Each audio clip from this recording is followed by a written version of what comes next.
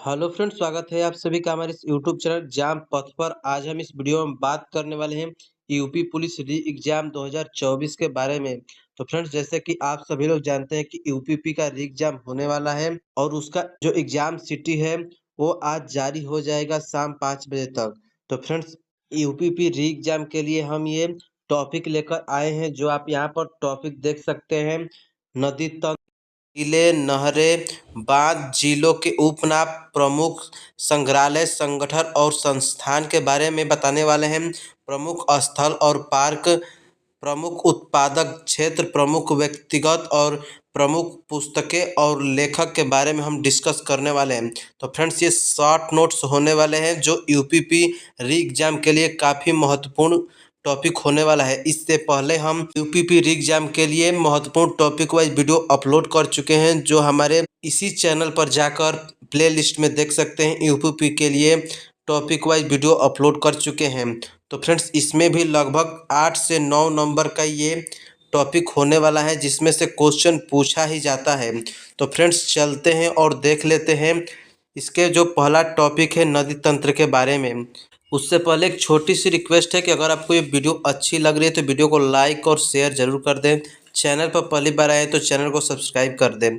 साथ में bell icon को भी प्रेस कर दें ताकि अगर कोई वीडियो अपलोड करे तो उसका अपडेट सबसे पहले आपको मिल सके। फ्रेंड्स, अगर आपको एमटीएस का एग्जाम देना है तो उसके लिए भी हम एसएससी एमटीएस का ओरिजिनल आंसर की से रिवाइज करा रहे हैं, वो भी वीडियोज जाकर देख सकते हैं। और अगर आपको इसका पीडीएफ चाहिए तो नीचे डिस्क्रिप्शन में लिंक है, वहां से जाकर आप इसका पीडीएफ भी डाउनलोड कर सकते हैं। तो फ्रेंड्स, चलते हैं और देख लेते हैं। इसका जो पहला टॉपिक है आप देख सकते हैं नदी तंत्र के बारे में है। तो आप देख सकते हैं उत्तर प्रदेश की प्रमुख जो नदियां हैं उसके बारे में। सबसे पहला है गंगा नदी, यमुना नदी, राम गंगा नदी, गोमती नदी, घाघरा नदी और राप्ती नदी है। जिसमें हम ये देखेंगे कि नदियों में क्या पढ़ना है। इसमें सहायक नदियों के बारे में पढ़ना है, नदियों के प्रवेश द्वार को और नदियों के किनारे बसे नगरों को पढ़ेंगे और नदियों में बने बांध के बारे में भी डिस्कस करने वाले हैं। तो सबसे पहले आप ये जो नदी के नाम है ये याद रखिएगा कि यूपी में प्रमुख जो नदियां हैं वो कौन कौन सी हैं। तो फ्रेंड्स, चलते हैं और देख लेते हैं नीचे इसमें नदी के बारे में। तो सबसे पहले इसमें देख लेते हैं कि गंगा सबसे ज़्यादा प्रदूषित होती है तो ये कन्नौज और वाराणसी में होती है। और यमुना सबसे ज़्यादा प्रदूषित जो कि दिल्ली और आगरा तक ये होती है। तो ये याद रखिएगा कि कहाँ ये प्रदूषित होती है। गंगा नदी उत्तर प्रदेश के कितने जिलों से गुजरती है? तो ये 27 से 28 जिलों से गुजरती है, जिसकी कुल लंबाई आप देख सकते हैं 2525 किलोमीटर। और उत्तर प्रदेश में जो लंबाई है 1450 किलोमीटर है। और यमुना नदी उत्तर प्रदेश में 20 जिलों से होकर गुजरते हैं, ये भी याद रखिएगा। उत्तर प्रदेश की सबसे लंबी नदी जो कि गंगा नदी है 1450 किलोमीटर ये बहती है। और ये बदायूं सर्वाधिक गंगा तट वाला जिला है जो कि 133 किलोमीटर इसका तट है गंगा नदी के किनारे। उसके बाद गंगा को राष्ट्रीय नदी का दर्जा मिला है, वो 4 नवंबर 2008 को मिला था। उसके बाद नीचे देख लेते हैं उत्तर प्रदेश में सबसे प्रदूषित नदियां हैं, जो गोमती, हिंडन, यमुना और आमी नदी है। तो ये भी याद रखिएगा, अगर क्वेश्चन पूछते कि उत्तर प्रदेश में सबसे प्रदूषित नदियां कौन सी हैं तो गोमती, हिंडन, यमुना और आमी नदी है, ये याद रखिएगा। तो फ्रेंड्स, अगर वीडियो अच्छी लग रही है तो वीडियो को लाइक और शेयर जरूर कर दें, और चैनल पर पहली बार आए हैं तो चैनल को भी सब्सक्राइब जरूर कर दें। तो इसमें सहायक नदियों के बारे में देख ले रहे हैं। सबसे पहला नदी है गंगा की सहायक नदियाँ, उसके बाद यमुना की सहायक नदियाँ और घाघरा या सरयू जिसको कहते हैं उसकी सहायक नदियों के बारे में जानने वाले हैं। सबसे पहले गंगा नदी की सहायक नदियाँ देख लेते हैं। इसका सहायक नदी है रामगंगा, यमुना, वरुणा, अस्सी, गोमती और राप्ती, सरयू या फिर घाघरा, गंडक, कोसी, कर्मनाशा इसका हो जाएगा। उसके बाद यमुना की सहायक नदी जो कि टोंस, गिरी, आसन, हिंडन, चंबल, बेतवा, केन और सिंध हैं। और घाघरा या फिर सरयू जिसको कहते हैं उसकी सहायक नदियां हैं कुबाना, राप्ती और छोटी गंडक है। तो फ्रेंड्स, ये जो हम सारे नदियों के बारे में बता रहे हैं ये प्रीवियस ईयर क्वेश्चन आए हुए हैं, उसी से ये इम्पोर्टेंट टॉपिक हम लेकर आए हैं, जिसमें ये सारे जो नदियाँ बता रहे हैं ये काफ़ी महत्वपूर्ण होने वाले हैं। उसके बाद और देख लेते हैं इसमें कि गंगा नदी जो है वो बाएं की तरफ मिलने वाली नदियों के बारे में देख लेते हैं कि गंगा नदी में बाएं की तरफ मिलने वाली कौन कौन सी नदियां हैं। तो सबसे पहले आप यहाँ पर देख सकते हैं कि ये जो गंगा नदी है वो कहाँ से निकली है। तो ये गोमुख ग्लेशियर से निकली है और ये बलिया तक गई है। तो बलिया के बाद ये बिहार में प्रवेश कर जाती है, इसीलिए हम गंगा नदी को बलिया तक ही देखने वाले हैं, क्योंकि हम ये यूपी के क्वेश्चन डिस्कस करा रहे हैं, क्योंकि यूपी जी के इसमें क्वेश्चन यूपीपी में पूछा जाने वाला है। सबसे पहले ये बिजनौर में आकर ये प्रवेश करती है, उसके बाद कन्नौज और गाजीपुर और बलिया होते हुए ये बिहार में प्रवेश कर जाती है। तो इसमें आप देख सकते हैं कि इसमें जो 22 जो नदियाँ इसमें मिलती हैं उसके बारे में देख लेते हैं। सबसे पहले इसमें ये जो दूध तोली जो उत्तराखंड से ये नदी निकलती है रामगंगा, वो जाकर कन्नौज में गंगा में मिलती है। उसके बाद इसमें दूसरा जो नदी है वो फुलहर झील पीलीभीत में से निकलती है और गाजीपुर में ये जाकर मिल जाती है गंगा नदी में। और ये मापचा चुंगो ग्लेशियर जो कि ये तिब्बत से ये नदी निकलती है, जिसको घाघरा नदी कहते हैं, और ये जाकर देवरिया में मिल जाता है। और राप्ती नदी वो भी देवरिया में मिल जाता है, और ये बाद में जाकर ये जो मिला है ये छपरा यहाँ पर पड़ता है, छपरा में ये नदी मिल जाती है गंगा में। तो फ्रेंड्स ये याद रखिएगा कि ये 22 जो नदियाँ हैं गंगा नदी में कहाँ कहाँ मिलती है। उसके बाद फिर नीचे देख लेते हैं कि गंगा नदी में दाईं तरफ से मिलने वाली नदियों के बारे में देख लेते हैं। तो इसमें सबसे पहले आप देख सकते हैं ये गंगा नदी यहाँ से निकली है, उसके बाद ये प्रयागराज होते हुए बलिया में प्रवेश करके बिहार में प्रवेश कर जाती है। तो इसमें आप देख सकते हैं बंदरपुछ ग्लेशियर से ये यमुना नदी निकलती है और प्रयागराज में जाकर मिल जाती है। तो प्रयागराज में जो ये नदी मिलती है इसमें आप देख सकते हैं सबसे पहला नदी है ये बनास नदी है। तो फ्रेंड्स ये नास नहीं है, बनास नदी है, जो कि ये इटावा से थोड़ा पहले मिल जाती है। और ये चंबल नदी जो कि इटावा में जाकर मिलती है यमुना नदी में। उसके बाद ये जो यमुना नदी है वो सहारनपुर से प्रवेश करती है और ये प्रयागराज तक जाती है। और बेतवा नदी है जो कि ये हमीरपुर में मिलती है, और केन नदी जो कि बांदा में जाकर मिलती है। तो ये भी याद रखिएगा, काफ़ी इम्पोर्टेंट होने वाला है। उसके बाद नीचे और देख लेते हैं नदियों के किनारे बसे नगर के बारे में हम देख लेते हैं। तो इसमें सबसे पहले आप यहाँ पर देख सकते हैं कि गंगा नदी के किनारे जो बसे शहर हैं उनके बारे में देख लेते हैं। सबसे पहला इसमें नाम आ जाता है बिजनौर, उसके बाद हापुड़, फर्रुखाबाद, कन्नौज, कानपुर, फतेहपुर, इलाहाबाद, उसके बाद वाराणसी, गाजीपुर और बलिया। तो फ्रेंड्स यही वाला जो है हम यहाँ पर ये ऐड कर दिए हैं, यहाँ से भी आप देख सकते हैं। उसके बाद हम नीचे देख लेते हैं कि और इसमें कौन सी नदियाँ हैं। तो फ्रेंड्स आप यहाँ पर देख सकते हैं कि ये यमुना नदी के जो तट पर बसे हैं उनके बारे में देख लेते हैं। उसके बाद रामसागर नदी के तट पर बसे नगर और अन्य शहर जो है वो किस नदी पर बसे हैं वो भी हम देखने वाले हैं। सबसे पहले यमुना नदी के तट पर बसे नगर के बारे में देख लेते हैं। तो ये यमुना नदी के किनारे जो है मथुरा, आगरा, इटावा, कालपी, उसको हम जालौन कहते हैं, हमीरपुर और कौशाम्बी, प्रयागराज। तो ये सारे जो नगर हैं ये यमुना नदी के किनारे स्थित है। उसके बाद रामगंगा नदी के तट पर देख लेते हैं बरेली और मुरादाबाद है। और अन्य शहर जो बसे हैं गोरखपुर और बांदा जो कि राप्ती नदी के तट पर बसे हैं, और हमीरपुर जो कि बेतवा नदी और यमुना नदी के तट पर है, और वाराणसी जो कि वरुणा नदी और गंगा नदी के तट पर ये है, और अयोध्या सरयू या घाघरा नदी जिसको कहते हैं, प्रतापगढ़ सई नदी है, और सोनभद्र जो कि सोन नदी है। उसके बाद मेरठ हिंडन नदी है, गाजियाबाद भी हिंडन नदी के तट पर स्थित है, और गोरखपुर राप्ती तथा रोहिणी नदी के संगम पर स्थित है। तो फ्रेंड्स ये जो सारे नाम है वो आप देख सकते हैं कि नदी के किनारे बसे नगरों के नाम हैं। उसके बाद नीचे जो अगला टॉपिक है उसके बारे में देख लेते हैं। इसमें प्रमुख झीलें और ताल और कुंड के बारे में दिया है, तो इसके बारे में देख लेते हैं, क्योंकि इसमें से भी एक क्वेश्चन यूपी जीके में पूछ लेता है और यूपीपी एग्जाम के लिए काफ़ी इम्पोर्टेंट होने वाला है। सबसे पहला आप देख सकते हैं बखीरा झील जो कि ये संत कबीर नगर में है, और नवाबगंज झील उन्नाव में, कुंटरा समुंदर जो कि उन्नाव, उसके बाद पार्वती अर्गा ताल जो कि गोंडा में है, और सुरहा ताल ये बलिया में है। उसके बाद रामताल मेरठ में है, गोविंद बल्लभ पंत सागर जिसको कृत्रिम झील भी कहते हैं सोनभद्र में है, और देवरिया ताल कन्नौज में है। नौह झील जो कि ये मथुरा में पड़ता है। उसके बाद नेक्स्ट है अलवरा झील जो कि कौशाम्बी में है, और ये विदेशी पक्षियों का आगमन स्थल इसको कहा जाता है। अवधी ताल वाराणसी में है। पनगैली या फिर गोमत ताल जो कि पीलीभीत में है। उसके बाद सीता कुंड जो कि अयोध्या में, और भरत कुंड भी अयोध्या में है। तो फ्रेंड्स ये जो नाम थे प्रमुख झील और ताल कुंड के नाम थे इसी में, और नीचे देख लेते हैं प्रमुख बांध के बारे में। तो फ्रेंड्स आप देख सकते हैं प्रमुख बांध कौन कौन से हैं। तो प्रमुख बांध जो आप देख सकते हैं यमुना नदी पर ये बांध है बने हैं, जो कि इसमें जो दो नदी आकर मिलती है वो चंबल नदी और बेतवा नदी है। बेतवा नदी जो कि इटावा में मिलती है, और चंबल नदी इलाहाबाद और इटावा के बीच में ये मिलती है, ये भी आप देख सकते हैं।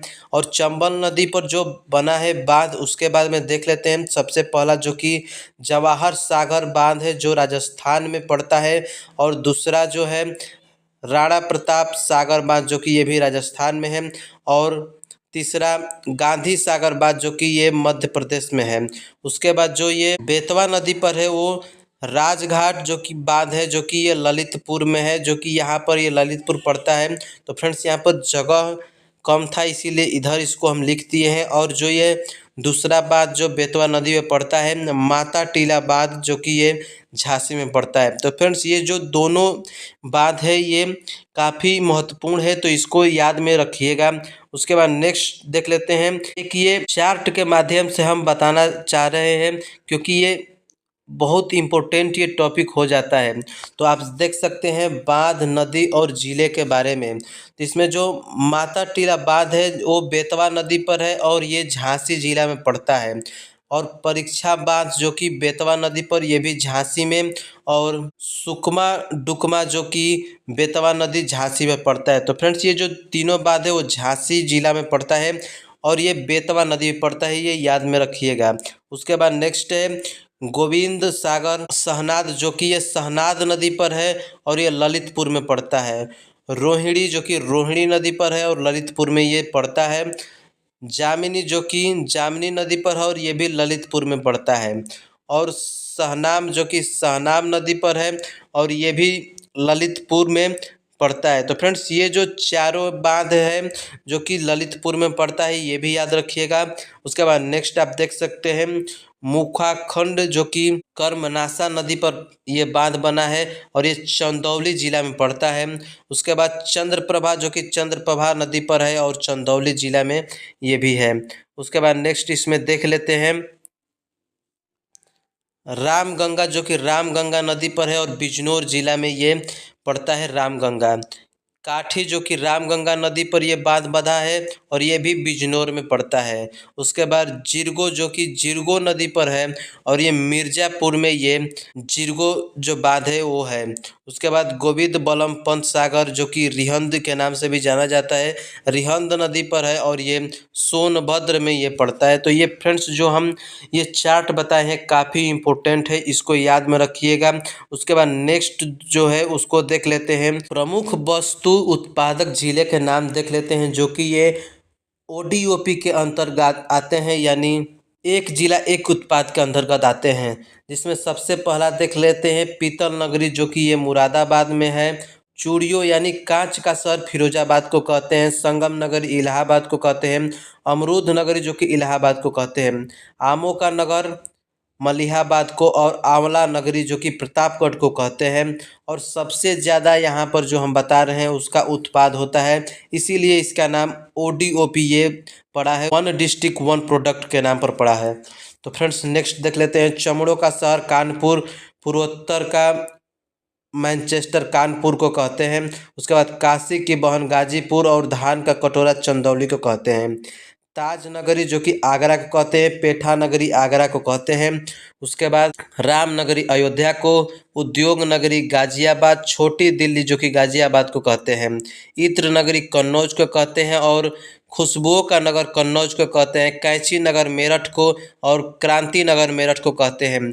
चाकुओं का शहर रामपुर को, ताल नगरी अलीगढ़ को कहते हैं। उसी तरह नीचे देख लेते हैं लड्डू नगरी जो है संडीला जो कि हरदोई को कहते हैं। उसके बाद power capital of India Sonbhadra को कहते हैं। सुरमा नगरी जो कि बरेली को कहते हैं। तो फ्रेंड्स ये जो सारे नाम थे वो ध्यान में रखिएगा।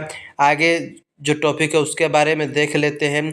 प्रमुख संग्रहालय संगठन संस्थान स्थल और पार्क के बारे में देख लेते हैं। सबसे पहला इसमें जो है पार्क उसके बारे में देख लेते हैं। बायोटेक्निकल पार्क जो कि लखनऊ में पड़ता है। सेंट्रल ड्रग्स रिसर्च इंस्टीट्यूट जो कि लखनऊ में है।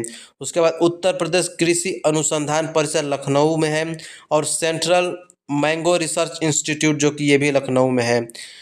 भारत खंडे संस्थान जो कि लखनऊ में है। National institute of social studies जो कि लखनऊ में है। उसका बाद पशु जैविक औषधि संस्थान लखनऊ में है। केंद्रीय उपोषण संस्था ये भी लखनऊ में है। तो फ्रेंड्स ये जो सारे नाम है वो लखनऊ में है। तो इसमें से एक क्वेश्चन आएगा ही क्योंकि ये काफ़ी इम्पोर्टेंट है। उसके बाद इसमें नेक्स्ट है साइंस पार्क जो कि ये पहला है और ये गाजियाबाद में है। और जो दूसरा पार्क है वो गोरखपुर में जो कि ये अभी ये निर्माण इसका हो रहा है जो कि ये साइंस पार्क है। एग्रो पार्क लखनऊ में है। और प्लास्टिक पार्क जो कि ये गिरी गोरखपुर में ये प्रस्तावित है बनने के लिए, प्लास्टिक पार्क जिसको कहते हैं। उसके बाद नेक्स्ट देख लेते हैं वेब सिटी जो कि गाजियाबाद, प्लास्टिक सिटी औरैया में एक जगह है दिबियापुर। और उसके बाद लेदर टेक्नोलॉजी पार्क कानपुर और Unnao, leather park Agra, textile park Varanasi को कहते हैं। उसके बाद जैव प्रौद्योगिकी पार्क जो कि ये बक्सी तालाब लखनऊ में और दूसरा ग्रेटर नोएडा में है। पशु चिकित्सा अनुसंधान संस्थान जो कि ये बरेली में है, इज्जत नगर में। चारागाह एवं चारा अनुसंधान झांसी में। आलू अनुसंधान केंद्र जो कि ये मेरठ में है। उसके बाद नेक्स्ट देख लेते हैं चमड़ा रंगाई व जूता संस्थान कानपुर, भारतीय दलहन शोध संस्थान कानपुर, केंद्रीय बकरी अनुसंधान संस्थान मथुरा में है। भारतीय वनस्पति शोध संस्थान जो कि लखनऊ में है। उत्तर प्रदेश गन्ना अनुसंधान काउंसिल जो कि ये शाहजहांपुर में है। राज्य ललित कला अकादमी लखनऊ, उत्तर प्रदेश संगीत नाट्य अकादमी लखनऊ में है। भारतेंदु नाट्य अकादमी लखनऊ में। उसके बाद भारत खंड संगीत संस्थान जो कि लखनऊ में है। राष्ट्रीय बीज अनुसंधान एवं परीक्षण केंद्र वाराणसी में है। तो ये सारे नाम आप याद में रखिएगा क्योंकि ये जो सारे नाम है वो इम्पोर्टेंट है। और हर एक क्वेश्चन ये जो हम लाए हैं वो प्रीवियस ईयर क्वेश्चन से लाए हैं जो कि ये पूछा गया क्वेश्चन है किसी न किसी एग्ज़ाम में। तो ये यूपीपी एग्ज़ाम में आने के बहुत ज़्यादा चांस हो जाते हैं। अंतर्राष्ट्रीय चावल अनुसंधान केंद्र जो कि ये वाराणसी चांदपुर में है। रेशम अनुसंधान एवं विकास केंद्र जो कि गोंडा सुभागपुर में है। और सोनभद्र और औरैया में है। उसके बाद इसमें नेक्स्ट जो है वो देख लेते हैं टसर रेशम अनुसंधान एवं विकास केंद्र सोनभद्र, एरी रेशम अनुसंधान एवं विकास केंद्र कानपुर, हिंदी साहित्य सम्मेलन प्रयागराज जो कि 1910 में, केंद्रीय हिंदी शिक्षण मंडल 1961 में ये आगरा में है। राज्य हिंदी संस्थान जो कि ये वाराणसी में है। उसके बाद नेक्स्ट जो टॉपिक है उसके बारे में देख लेते हैं प्रमुख व्यक्तित्व और प्रमुख पुस्तकों के बारे में। तो ये गौतम बुद्ध के बारे में सबसे पहले देख लेते हैं जो कि इनका जन्म 563 ईसा पूर्व से लेकर 483 ईसा पूर्व में हुआ था। बचपन का नाम आप देख सकते हैं सिद्धार्थ है। पिता का नाम सुद्धोधन और माता का नाम महामाया है।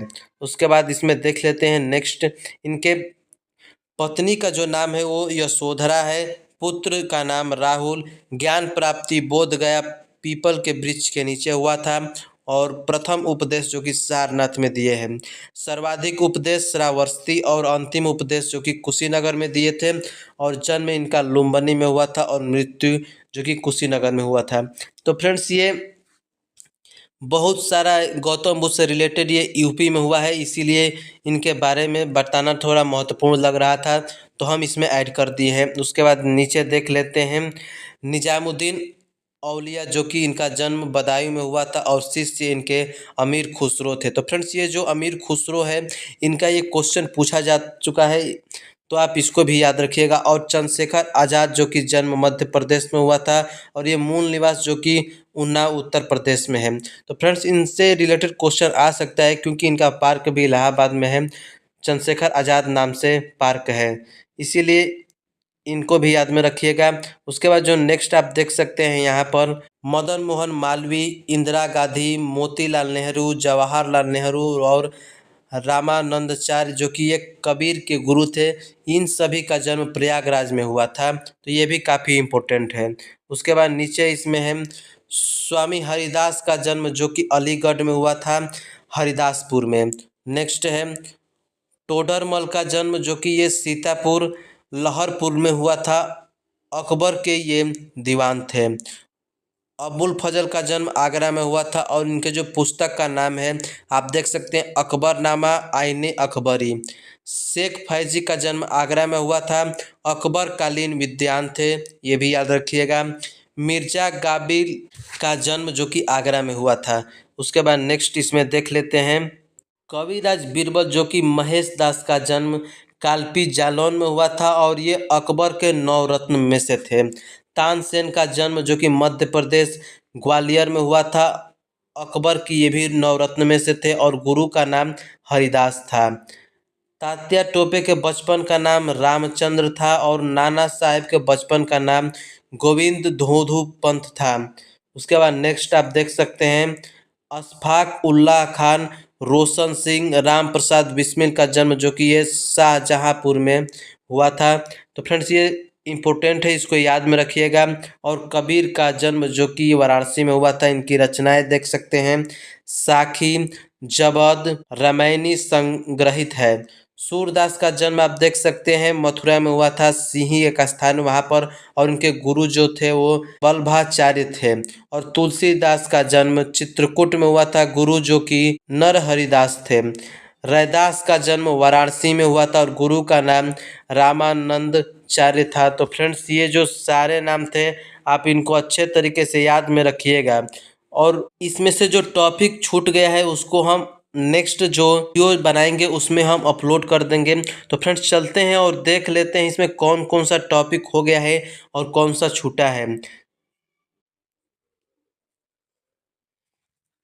तो फ्रेंड्स इसमें नदी तंत्र, झीलें, नहरें, बांध, झीलों के उपनाम छूटा है, तो इसको हम अगले एक वीडियो अपलोड कर देंगे, छोटा सा वीडियो 5 या 10 मिनट का, उसमें हम ये कवर कर लेंगे।